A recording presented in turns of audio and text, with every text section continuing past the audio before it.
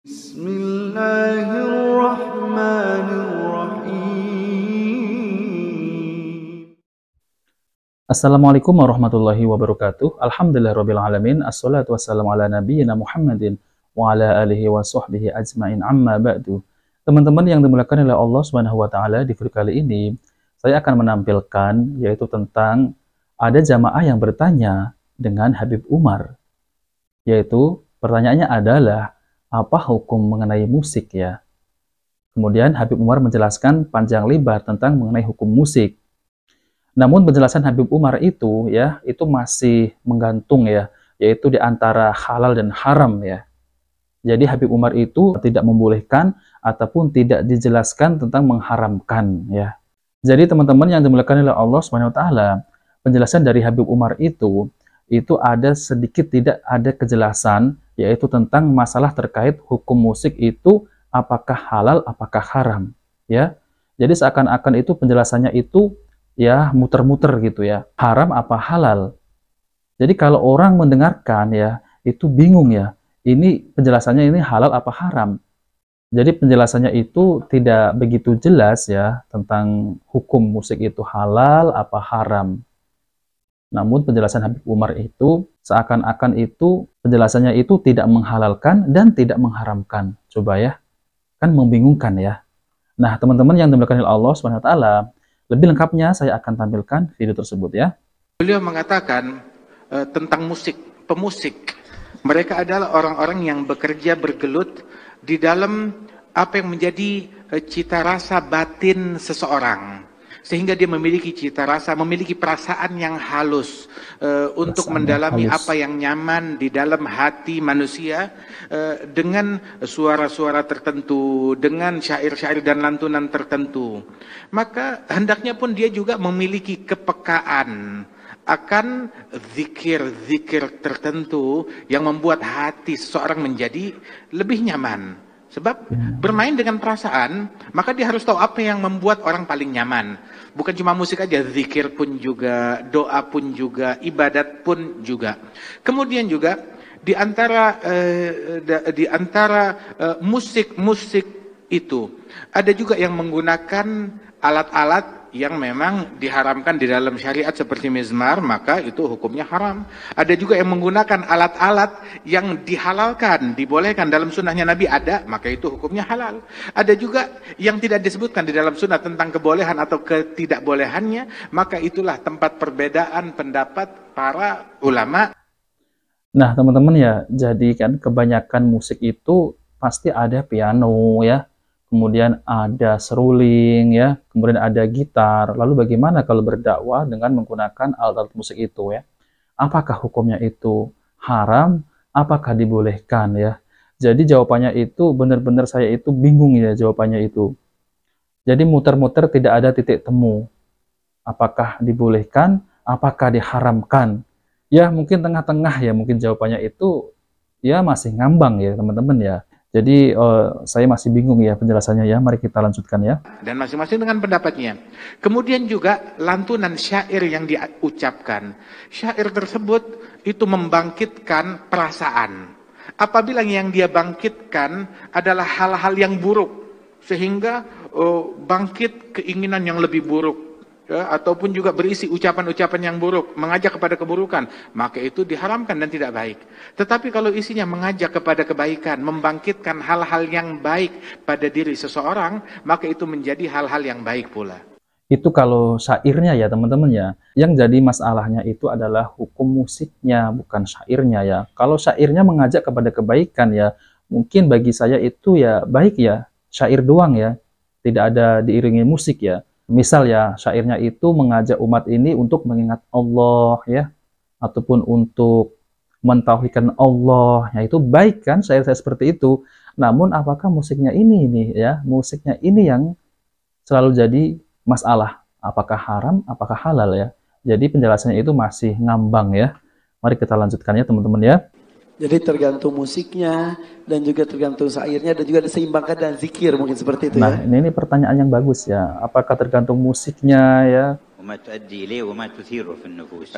Dan tergantung dari apa yang digunakan begitu dan mengakibatkan apa di dalam nafsu seseorang. Jadi masih فإن belum نفس jelas ya الإنسان jelasannya قابلة itu. للتأثر سلبا أو إيجابا. Sebab nafsu seseorang itu dia itu mudah terpengaruh, baik pengaruh positif ataupun pengaruh negatif. فبعض الأغاني وبعض الموسيقى وبعض الصوت الحسن يحفز الإنسان لأن يبر والديه أو يحسن لأرحامه أو يسامح من آذاه أو يكون على استقامة، فهذا كله من الخير وداخل في الخير. Ada beberapa musik yang isinya itu penuh hikmah. Ngajak orang untuk bakti kepada orang tua, cinta kepada ibunya, kepada ayahnya, bakti kepada mereka. Ngajak orang untuk silaturahmi, ngajak orang untuk bikin ketaatan, untuk berderma, untuk peduli kepada sesama. Ini adalah bagian dari kebaikan dan bagian daripada dakwah juga. Dan ini adalah hal yang baik. Namun ولما musiknya ya, كان ينشد شعر سيدنا حسان في مدح النبي صلى الله عليه وسلم وذم المعاندين من الكفار، ini musiknya. مدحه النبي وقال إن جبريل وميكائيل معك ما نفحت عن رسول الله. Ketika Sayyidina Hasan bin Thabit, sahabat Rasulullah, seorang penyair, seorang seniman penyair, dia banyak membuat syair, dia mengubah syair yang isinya memuji Nabi Muhammad dan juga membela Nabi Muhammad daripada cacian dan makian orang-orang yang kafir.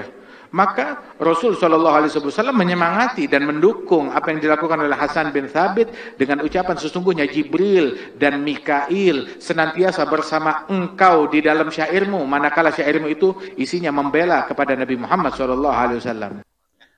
Nah teman-teman ya, saya pun tidak pernah mendengar ya tentang masalah ini hadis lewat siapa ya, belum pernah mendengar ya tentang masalah ini ya.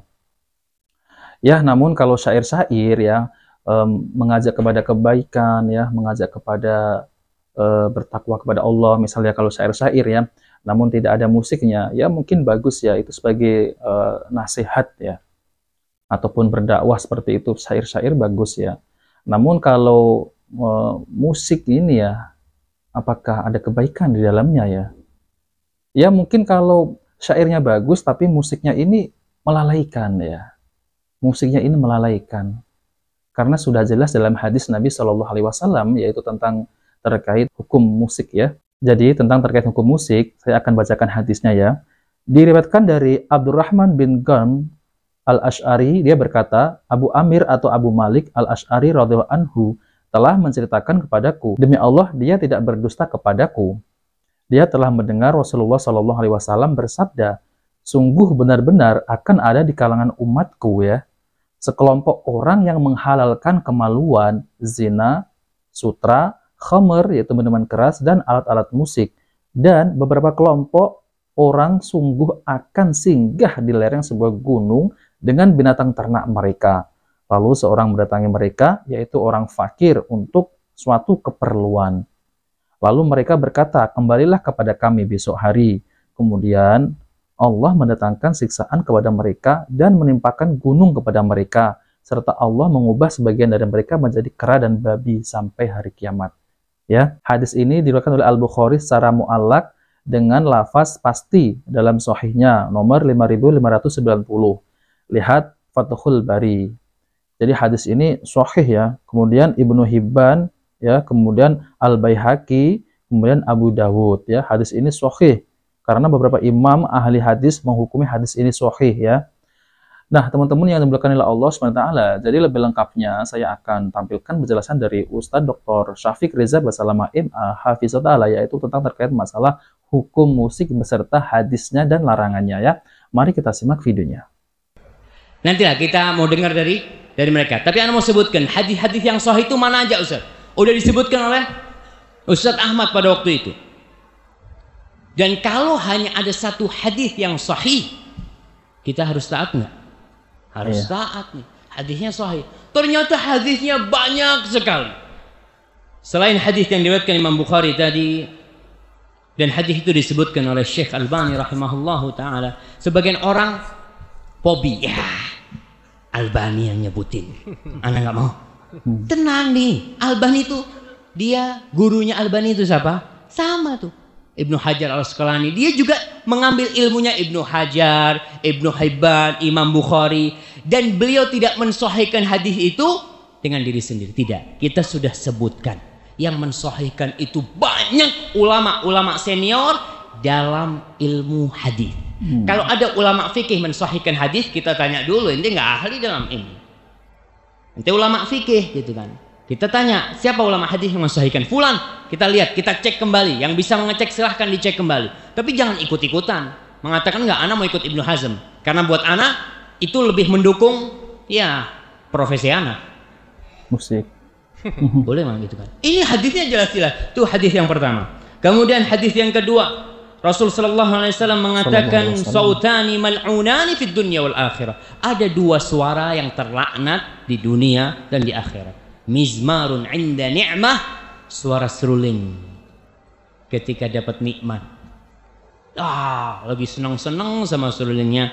Warannatun 'inda musibah, dan merintih meratap ketika dapat musibah. Hadis ini diriwayatkan Al-Bazzar di Musnadnya dan disahihkan oleh para ulama.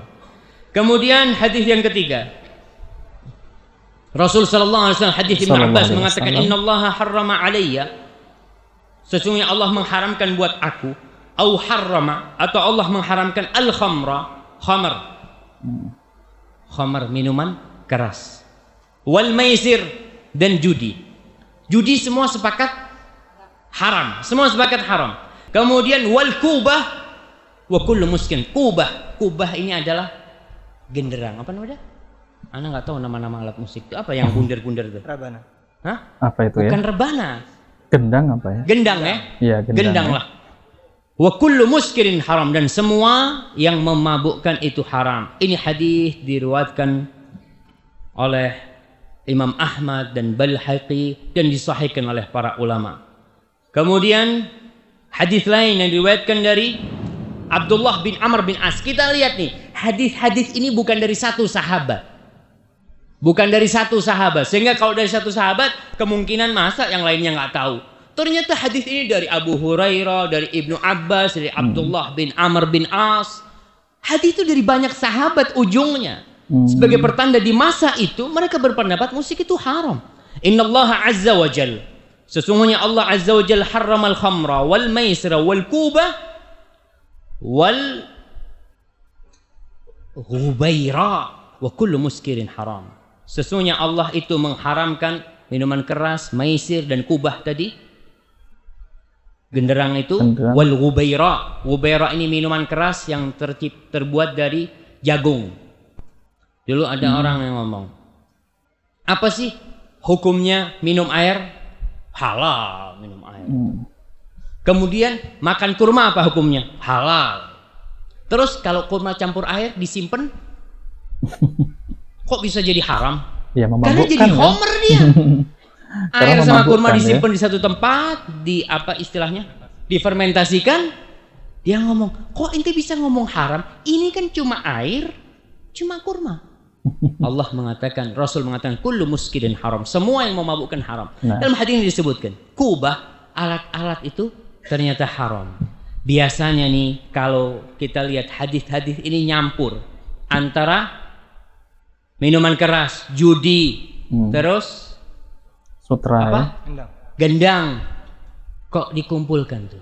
Biasanya memang berkumpul di dunia ini. Iya, sutra termasuk juga. Orang kalau main judi mesti ada musik tuh. Musik. Ada yang main judi diem-dieman. Ada Ustaz, kata dia, yang takut sama polisi tuh diem-dieman. Ya, tapi kalau tempat-tempat yang banyak itu dikumpulin tuh, bahkan dicampur sama perempuan-perempuan. Na'udzubillah. Nah, teman-teman yang dimuliakan Allah SWT, itulah penjelasan dari Ustaz Dr. Syafiq Reza Basalamah MA Hafizahullah, yaitu tentang terkait masalah hukum musik ya. Kan sudah jelas ya, hadisnya sudah jelas, dan beliau juga sudah menjabarkan secara detail tentang haramnya musik ya. Nah, ini ya, penjelasan ini memang sangat jelas sekali ya, dan beliau juga membawakan hadisnya ya. Masya Allah ya teman-teman yang dimuliakan Allah SWT. Jadi memang benar hadis tersebut, yaitu ada di kalangan umat Nabi SAW itu ada yang membolehkan alat-alat musik ya. Jadi teman-teman ya, yaitu tentang hadis yang di kalangan umatku itu ada yang membolehkan zina, khomer ya, kemudian alat-alat musik. Ini hadis ini merupakan hadis yang paling agung dan paling jelas dalam pengharaman lagu dan musik ya. Kemudian Syekh Muhammad Nasruddin Al-Albani rahimahullah ketika menjelaskan hadis ini mengatakan Pelajaran yang dapat diambil dari hadis tersebut adalah yang pertama, diharamkannya khamr, yaitu minuman keras. Dan yang kedua, diharamkannya alat-alat musik. Riwayat Al-Bukhari menunjukkan hal itu sebagaimana terlihat dari beberapa segi, yaitu sebagai berikut. Yang pertama, sabda beliau Shallallahu Alaihi Wasallam, yastahilluna, mereka menganggap halal. Dari ungkapan ini jelas sekali bahwa semua yang disebutkan dalam hadis di atas, hukum asalnya adalah haram menurut syariat. Dan di antara yang disebutkan dalam hadis tersebut adalah alat-alat musik yang kemudian dihalalkan oleh sekelompok orang, ya. Kemudian yang kedua, haramnya musik diiringi dengan sesuatu yang sudah pasti keharamannya, yaitu zina dan khamr, ya. Jadi kalau ada musik itu biasanya itu ada minuman keras dan perzinahan, ya. Ini kebanyakan di tempat-tempat, ya, seperti tempat-tempat dugem gitu, ya. Kalaulah alat musik itu tidak haram, tentunya tidak akan diiringi dengan penyebutan zina dan khamr. Nah, jadi itu memang berurutan, ya, kalau perbuatan-perbuatan maksiat itu, ya. Dalam hadis tersebut itu berentetan tentang keharamannya itu, ya. Ada banyak hadis yang sebagiannya sahih yang menerangkan tentang haramnya berbagai alat musik yang terkenal ketika itu seperti gendang, al-qanun, jenis alat musik yang menggunakan senar, ya, misal seperti kalau sekarang itu gitar, ya, dan lain-lain. Dan tidak ada seorang pun yang menyalahi tentang haramnya musik atau yang mengkhususkannya. Alat musik yang boleh hanyalah duf, ya, yaitu rebana itu, ya. Kemudian ataupun kerincingan itu yang cering-cering gitu, ya, rebana ada kerincingan tuh. Dan itu pun dibolehkan hanya pada waktu acara pernikahan, ya. Itu dibolehkan ketika ada acara waktu pernikahan. Yaitu seperti hari raya juga dibolehkan, ya, dengan ketentuan yang rinci dalam kitab-kitab fikih. Nah, teman-teman yang dimuliakan Allah SWT, semoga video ini bermanfaat, ya, dan semoga teman-teman kita yang belum paham tentang hukum musik, semoga Allah berikan hidayah, ya. Nah, teman-teman, jika video ini bermanfaat, jangan lupa like dan subscribe di channel Cahaya Hidayah. Wabillahi taufiq wal hidayah. Wassalamualaikum warahmatullahi wabarakatuh.